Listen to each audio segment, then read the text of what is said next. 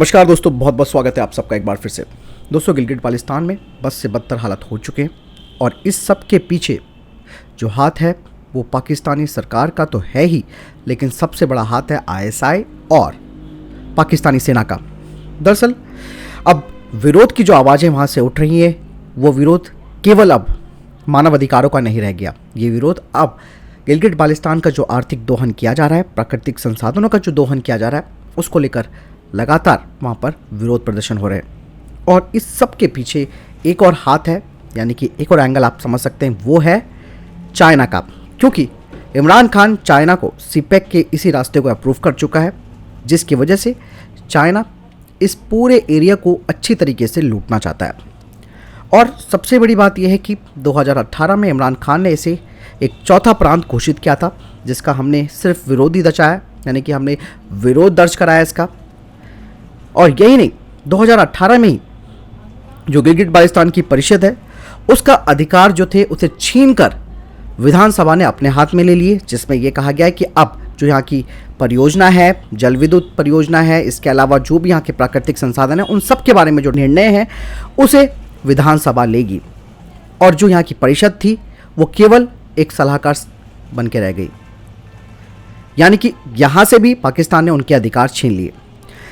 गिलगिट बाल्टिस्तान जम्मू कश्मीर का ही एक प्रांत है और भारत का अभिन्न हिस्सा है। दरअसल 1947 में कबीला का ये जो ट्राइबल से इन्होंने जो अटैक किया था भारत के ऊपर, उस टाइम ये जो एरिया था वो भारत के हाथ से निकल गया, जिसमें कि पाकिस्तान अवैध कब्जा कर बैठ गया। और ये क्षेत्र अभी विवादित है और यूएन भी इसे विवादित क्षेत्र कह चुका है, जिसमें कि और भी कई क्षेत्र हैं, जिसमें कि आपका बलूचिस्तान है, पीओके है, गिलगिट बाल्टिस्तान है। लेकिन फिर भी पाकिस्तान अपनी हरकतों से बाज नहीं आ रहा है और ऐसे में हालात जो हैं वो बहुत ही ज़्यादा ख़राब हो चुके हैं गिलगिट बाल्टिस्तान में। वहाँ के लोग अब ये बात कह रहे हैं कि हमारी जो ज़मीन है उसे ये आईएसआई और पाकिस्तानी सेना के लोग उनसे ले रहे हैं। यही नहीं, इसके अलावा जो पाकिस्तान के जो आला अधिकारी बैठे हुए हैं उन सब की मिली भगत की वजह से वहाँ पर जो गिलगिट बाल्टिस्तान के लोग हैं उनकी ज़मीन को अनऑथराइज तरीके से ये जो पाकिस्तानी सेना के जो अधिकारी हैं वो ले रहे हैं। और विरोध इसी बात का नहीं है। दरअसल पाकिस्तान के कब्जे वाले गिलगिट बाल्टिस्तान के जो लोग हैं उनकी दिक्कतें ये आ रही हैं कि जो यहाँ के ठेकेदार हैं उनको पाकिस्तान के द्वारा लाइसेंस जारी किया गया है ताकि वो यहाँ पर खुदाई कर सके, खनन कर सके। और इन लोगों की जो पुश्तैनी ज़मीन है उस पर ये जो लोग हैं, ये जो ठेकेदार हैं, वो इन्हें उन पर कब्जा कर रहे हैं और मजबूर किया जा रहा है यहाँ के लोगों को कि वो अपनी ज़मीन को इन ठेकेदारों के हाथ हवाले करें।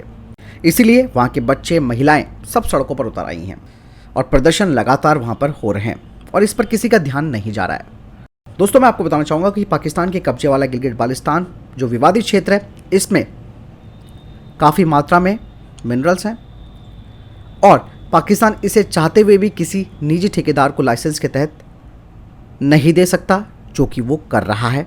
और जो यहाँ पर चाइना का एंगल है वो मैं आपको बताना चाहूँगा, जो कि सीपेक है, यानी कि चाइना पाकिस्तान इकोनॉमिक कॉरिडोर।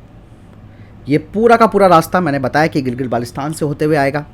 तो ऐसे में शुरू में तो इमरान खान ने बहुत वादे किए कि आपको नौकरियाँ दी जाएंगी, वहाँ के लोगों को एक झूठा आश्वासन दिया और कहा गया कि यहाँ पर एक खुशहाली आएगी। लेकिन जब देखा कि ये तो बिल्कुल उल्टा हो रहा है, सारा का सारा जो मिनरल्स हैं, जो वहाँ के खादान हैं, जो वहाँ पे जो भी प्राकृतिक संपदा है, वो उसका दोहन डायरेक्टली पाकिस्तान चाइना को करवा रहा है। फ़ायदा पाकिस्तान को नहीं बल्कि चाइना को हो रहा है। तो ऐसे में लोगों ने जब देखा कि यार पाकिस्तान का ये जो इमरान खान है, इसने वादे तो किए लेकिन ये तो ज़मीन पर कहीं पर भी हकीकत में साकार नहीं हो रहे, लेकिन हकीकत में क्या हो रहा है, उनका शोषण। तो यही वजह है कि विद्रोह जो है वो लगातार चरम सीमा पर पहुंच चुके हैं। इसके अलावा दोस्तों सबसे इंपॉर्टेंट पॉइंट आता है बलूचिस्तान का भी। बलूचिस्तान के बारे में भी आपको जानना बेहद ज़रूरी है, क्योंकि ये भी एक अंग्रेज़ों के टाइम पर इसे एक अलग देश बनाया गया था, जिससे कि ये देश केवल, यानी कि बलूचिस्तान केवल 8 महीनों तक स्वतंत्र रहा। उसके बाद पाकिस्तान ने इस पर कब्जा कर लिया। दरअसल बलूचिस्तान के लोग अपनी भाषा को लेकर भी काफ़ी संजीदा हैं और पाकिस्तान ने इनकी जो ब्राहुई भाषा है उसका दमन किया और वहाँ पर उर्दू लैंग्वेज को थोप दिया। पाकिस्तान की जो कुल ज़मीन है उसका 40% हिस्सा यानी कि 40% जो हिस्सा है वो यही है और इसका विकास आज तक नहीं हो पाया है। ना ही यहाँ पर अच्छी सड़कें हैं, ना ही यहाँ पर किसी भी तरीके का जो लाइवलीहुड यानी कि जो बेसिक ज़रूरतें हैं उन्हें पूरा करने के लिए जो चीज़ें होनी चाहिए वो भी नहीं है। और आपको मैं बताना चाहूँगा करीबन 1,30,00,000 की आबादी वाले इस हिस्से में सबसे ज़्यादा बलूच लोग हैं। यही नहीं, जब पाकिस्तान में 1999 में परवेज मुशर्रफ सत्ता पर आए थे तो उन्होंने बलूचों की ज़मीन को हथियाया और उस पर सैन्य अड्डे खोल दिए।